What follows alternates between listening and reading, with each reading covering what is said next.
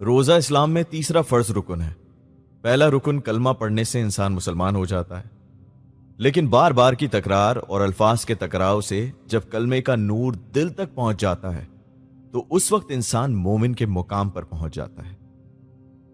حضرت سخی سلطان باہو رحمۃ اللہ علیہ فرماتے ہیں کہ زبانی کلمہ ہر کوئی پڑھدا، دل دا پڑھدا کوئی ہو۔ جس طرح دل کا کلمہ پڑھنے والے کم ہیں، اسی طرح دل کی نماز پڑھنے والے تھوڑے ہی ہیں۔ حضرت مجدد الف ثانی رحمۃ اللہ علیہ فرماتے ہیں کہ عام لوگوں کی نماز صورت ہے، جبکہ خاصان خدا کی نماز حقیقت ہے۔ حدیث شریف میں بھی آیا لا صلاۃ البحضور القلب، یعنی دل کی حاضری کے بغیر نماز نہیں ہوتی۔ اور ایسے ہی لوگوں کو اللہ نے قرآن مجید میں حکم دیا، خبردار دلوں کا اطمینان اللہ ہی کے ذکر میں ہے، کیونکہ یہ لوگ ذکر الہی چھوڑ چکے ہیں۔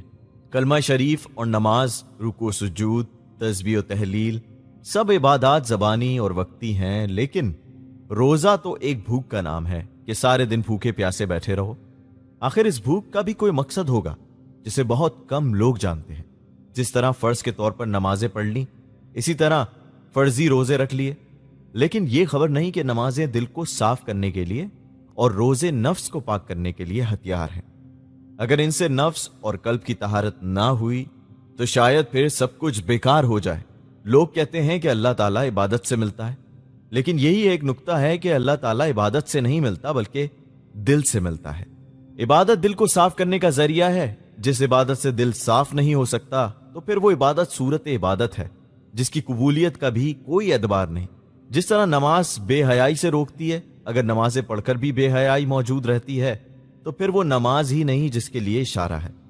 بہشت میں آدم علیہ السلام ہر قسم کا میوہ کھا سکتے تھے، لیکن گندم کی مخالفت تھی، کیونکہ اس میں ناری مادہ تھا، اور وہی گندم جب ہاروت ماروت نے کھائی تو ان میں بھی نفسانی خواہشات ابھر آئیں۔ ہماری زمین قرۂ ناسوت اور جنات کا عالم تھا۔ اس کی مٹی، ہوا اور پانی میں سب جنات کے مزاج کے مطابق نار تھی۔ جب آدم علیہ السلام اس دنیا میں آئے تو بہشت کے میوے اور اناج آپ کو ملنا شروع ہو گئے۔